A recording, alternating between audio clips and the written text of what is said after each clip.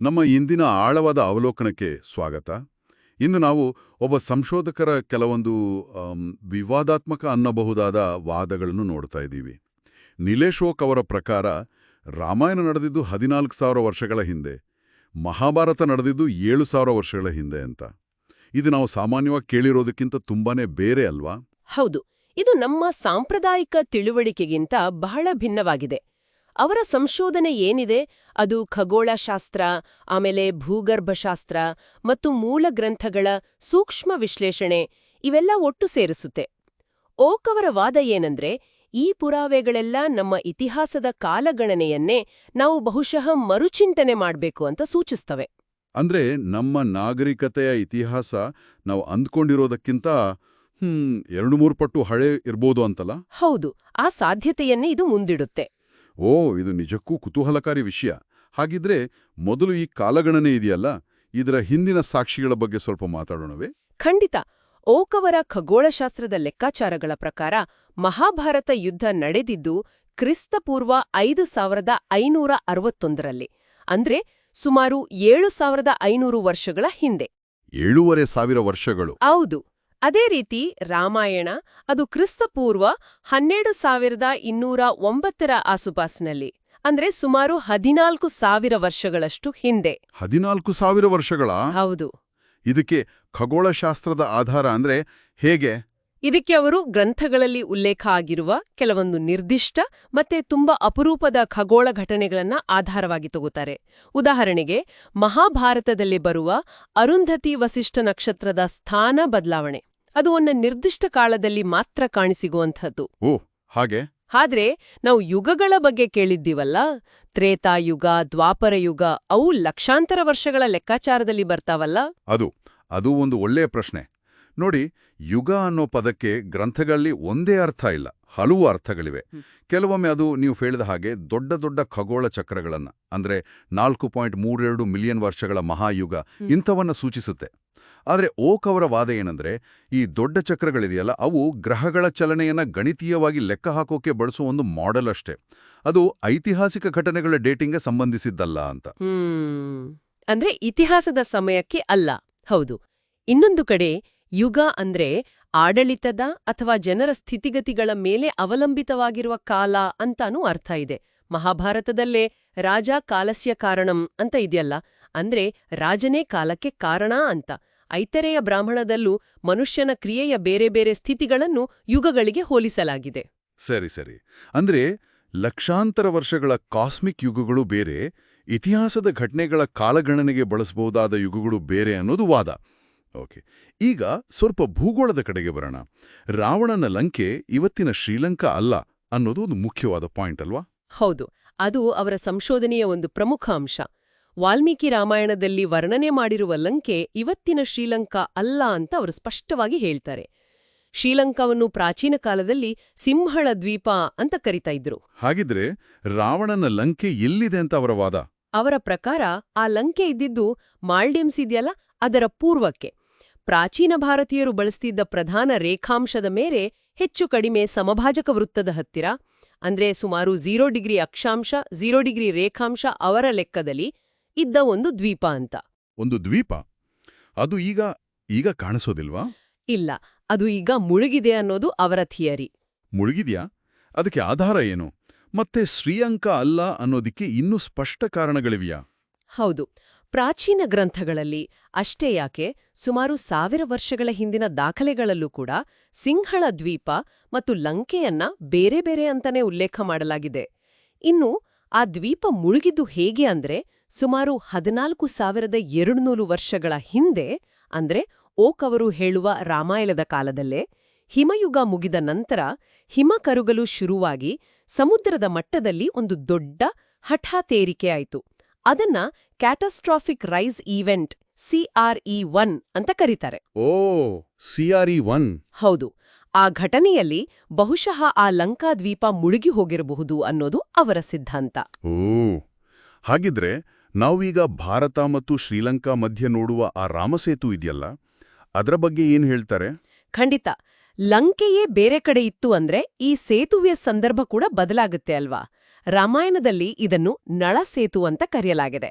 So ಅದೇ ಹೆಸರು ಹೆಚ್ಚು ಸೂಕ್ತ ಅಂತ ಓಕ್ ಅವರು ಸೂಚಿಸ್ತಾರೆ. ಇದು ನಿಜಕ್ಕೂ ಇತಿಹಾಸವನ್ನೇ ಬೇರೆ ರೀತಿ ನೋಡುವಂತೆ ಮಾಡುತ್ತೆ.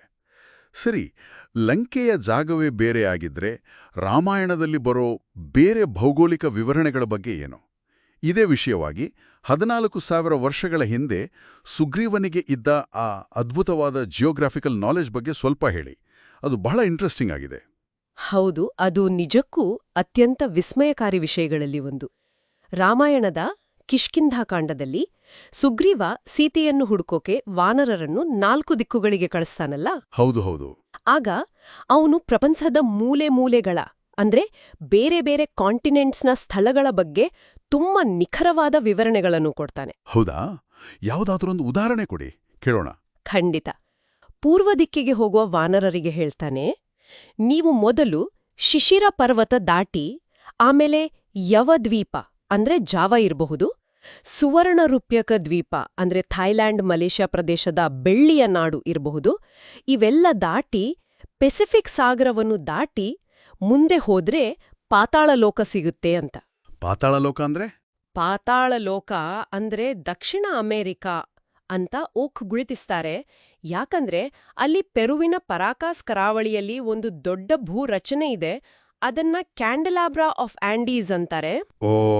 ಸುಗ್ರೀವ ಅದರ ಬಗ್ಗೆ ನಿಖರವಾಗಿ ತ್ರಿಶಿರ 3 ಶಿಖರಗಳು, ಸ್ವರ್ಣ ಶಿಖರ ಚಿನ್ನದ ಬಣ್ಣದ್ದು, ವೇದಿಕೆ ಒಂದು ಪ್ಲಾಟ್ಫಾರ್ಮ್ ಇರೋ ಒಂದು ಗುರುತು ಇದೆ.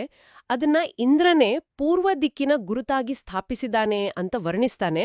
ಅದು ಆ ಕ್ಯಾಂಡಲಾಬ್ರಾಗೆ ಹೋಲುತ್ತೆ. ನಿಜವಾಗ್ಲೂ ಇಷ್ಟು ನಿಖರವಾಗಿ? ಅಷ್ಟೇ ಅಲ್ಲ, ಅಲ್ಲಿನ ರಕ್ತ ಹೀರುವ ಬಾವಲಿಗಳ ಬಗ್ಗೆ ಕೂಡ, ಮಂಡೆಹ ರಾಕ್ಷಸರು ಅಂತ ಕರೆದಿರಬಹುದು, ಉಲ್ಲೇಖ ಇದೆ. ಈ ಥರದ ಬಾವಲಿಗಳು ದಕ್ಷಿಣ ಅಮೆರಿಕಾದಲ್ಲೇ ವಿಶೇಷವಾಗಿ ಕಂಡುಬರ್ತವೆ. ಇದು ನಂಬೋಕ್ ಕಷ್ಟ ಆಗ್ತಿದೆ. 14,000 ವರ್ಷಗಳ ಹಿಂದೆ ಇಷ್ಟೆಲ್ಲ ಗೊತ್ತಿತ್ತಾ? ಬೇರೆ ದಿಕ್ಕುಗಳ ಬಗ್ಗೆನೂ ಸಂಕ್ಷಿಪ್ತವಾಗಿ ಹೇಳ್ಬಿಡಿ.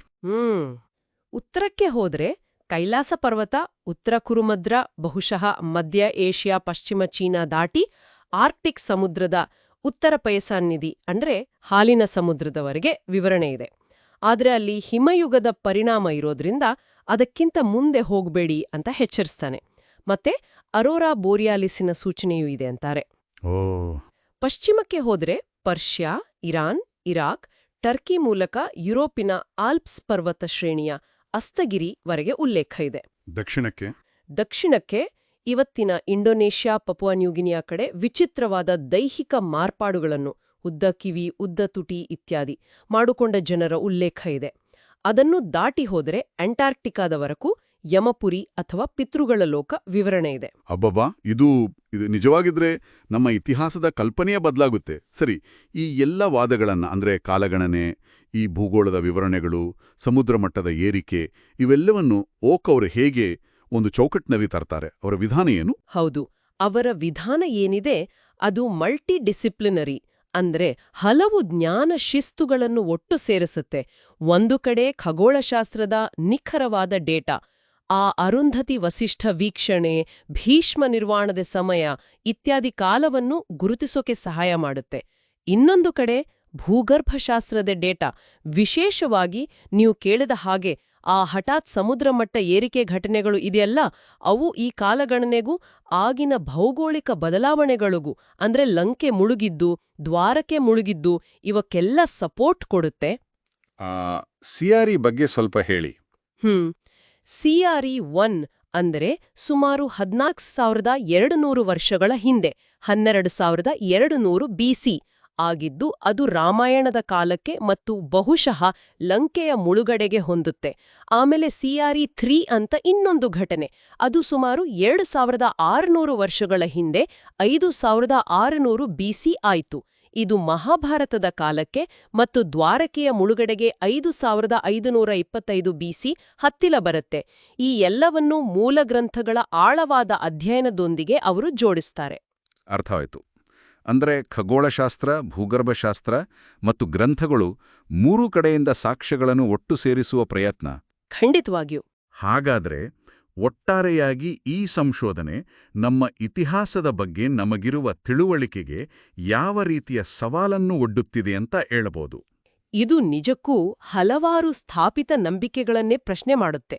ಮೊದಲನೇದಾಗಿ, ನಮ್ಮ ನಾಗರಿಕತೆ ನಾವು ಅಂದುಕೊಂಡಿರೋದಕ್ಕಿಂತ ಆಕ್ಚುಲಿ ತುಂಬಾನೇ ಹಳದೆ. ಎರಡನೇದಾಗಿ, ರಾಮಾಯಣ ಮತ್ತು ಮಹಾಭಾರತದ ಕಾಲ ನಾವು ತಿಳಿದುಕೊಂಡಿರೋದಕ್ಕಿಂತ ಸಾವಿರಾರು ವರ್ಷಗಳಷ್ಟು ಹಿಂದೆಯೇ. ಮೂರನೇದಾಗಿ, ಲಂಕೆ, ಪಾತಾಳ ಲೋಕದಂತಹ ಸ್ಥಳಗಳು ಅವು ಭೂಮಿಯ ಬೇರೆ ಭಾಗಗಳಲ್ಲಿದ್ವಾ. ನಾಲ್ಕನೇದಾಗಿ, 14,000 ವರ್ಷಗಳಷ್ಟು ಹಿಂದೆಯೇ ಪ್ರಾಚೀನ ಭಾರತೀಯರಿಗೆ ಇಡೀ ಪ್ರಪಂಚದ ಭೌಗೋಳಿಕ ಅರಿವಿತ್ತೆ. ಇವೆಲ್ಲವೂ ನಾವು ಗಂಭೀರವಾಗಿ ಪರಿಗಣಿಸಬೇಕಾದ ಪ್ರಶ್ನೆಗಳು ಅಲ್ವಾ? ಹೌದು. ಇದರರ್ಥ ನಮ್ಮ ಈ ಪುರಾಣ ಗ್ರಂಥಗಳು ಕೇವಲ ಕಥೆಗಳು, ಕಲ್ಪನೆಗಳು ಅಷ್ಟೇ ಅಲ್ಲದೆ ಅವುಗಳಲ್ಲಿ ನಾವು ಇನ್ನೂ ಸರಿಯಾಗಿ ಅರ್ಥಮಾಡಿಕೊಳ್ಳದ, ಬಹುಶಃ ಕಳೆದುಹೋದ ಐತಿಹಾಸಿಕ ಮತ್ತು ವೈಜ್ಞಾನಿಕ ಸತ್ಯಗಳು ಅಡಗಿರಬಹುದಾ? ಬಹುಶಃ ನಮ್ಮ ಗತಕಾಲವನ್ನು ನಾವು ನೋಡುವ ದೃಷ್ಟಿಕೋನವನ್ನೇ ಬದಲಾಯಿಸಿಕೊಳ್ಳಬೇಕಾದ ಸಮಯ ಬಂದಿದೆಯೇ? ಇದು ಖಂಡಿತವಾಗಿಯೂ ನಾವೆಲ್ಲರೂ ಆಳವಾಗಿ ಆಲೋಚಿಸಬೇಕಾದ ಒಂದು ವಿಷಯ.